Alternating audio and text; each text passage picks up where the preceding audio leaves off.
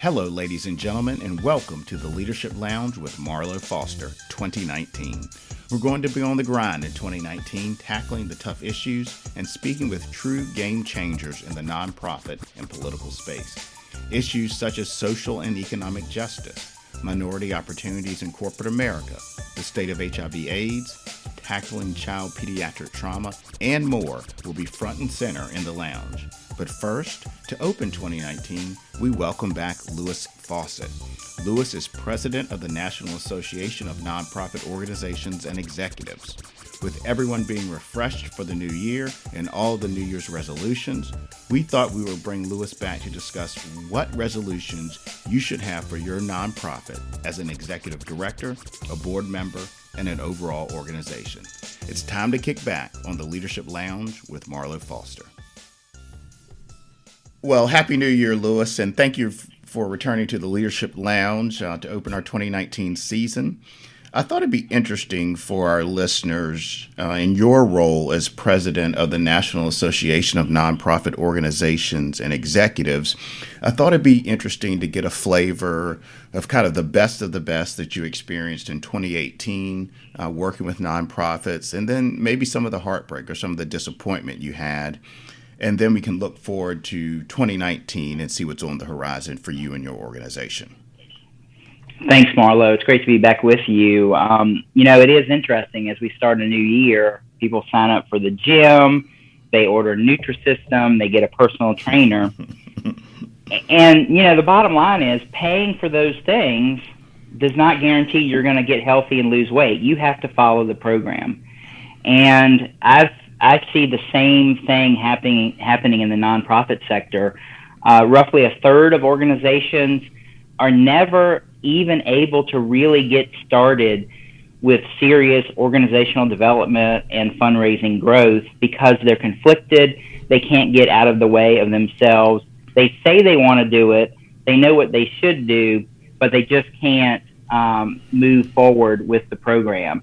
And then another third are fairly successful, but they don't follow through on completing the program. And then there are a third who are successful because they follow all the steps.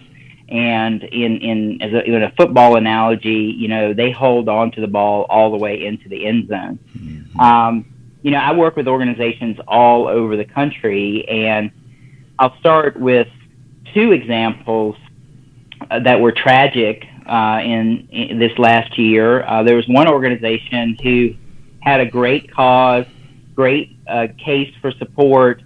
They could have raised millions of dollars for what they were doing, and they were serving a population in need. But as I got further into conversation with them, I found out there was extreme conflict between the board and the executive director. Mm. And you really cannot move forward while you're in conflict. If the executive director or CEO has one vision and the board does not support that vision, you are not going to get anything done. Mm-hmm. So I think that's the first lesson is make sure, if you're a board member, make sure you're on the same page with your CEO or executive director. And if you're not, then fire them and move on to the next person. Don't continue to try to make this work with someone who does not mesh with the board.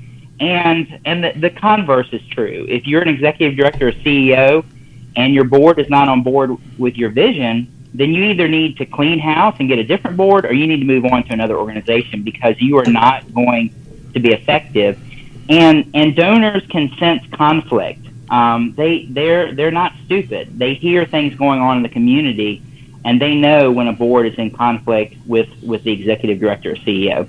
So that's one example. Go ahead. And I remember last year we talked a lot about that when we had you on initially, that it's really critically important to have alignment between an ED and the board in order for the nonprofit organization to kind of have a vision and fulfill its mission. So it's unfortunate that you kind of revisited that over the course of 2018 with an organization that didn't fall into that alignment.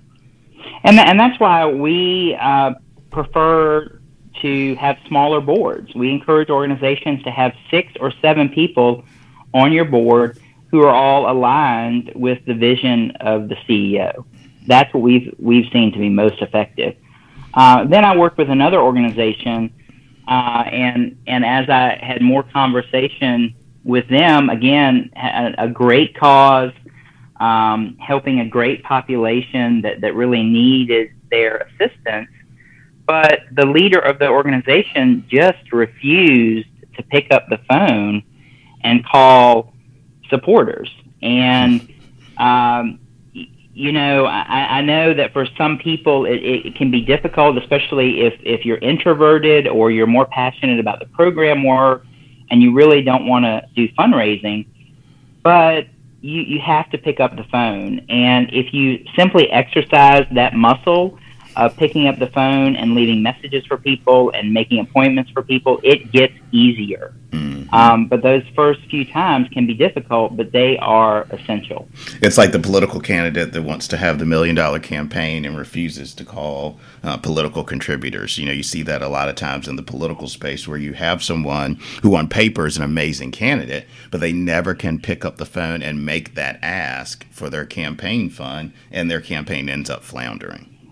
Yeah, I'm in conversation with nonprofit leaders all the time who go on and on and on about how wonderful their organization is and how the services they provide are essential to their community, their state, and the nation.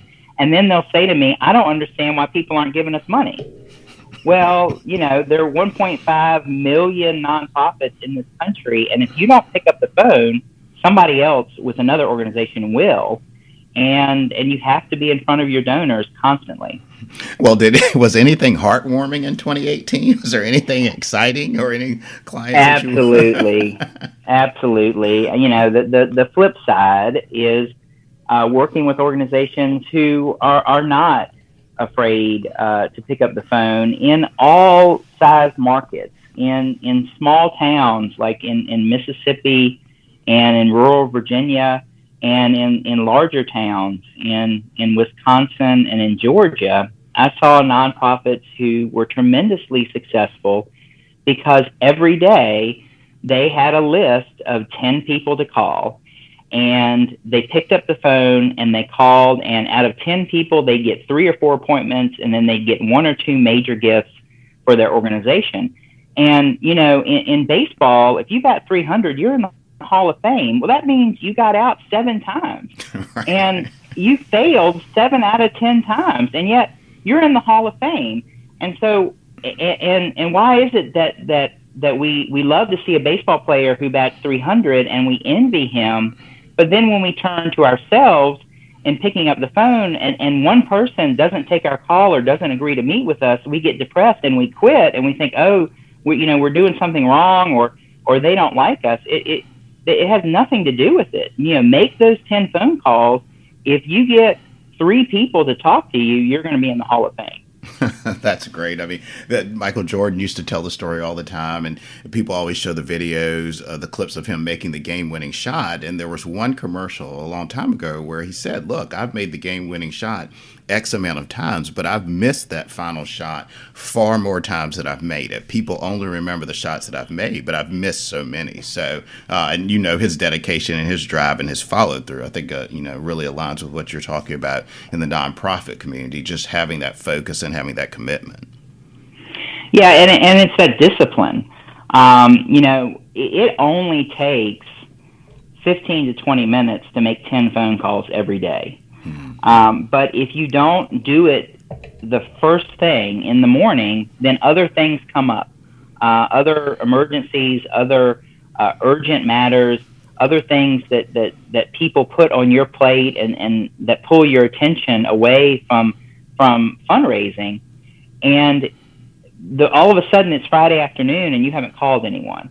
Yeah. And so if I could encourage organizations to do one thing, it would be put on your calendar every Tuesday morning from 9 to 10 that you're going to make phone calls and you're going to write handwritten notes to your supporters.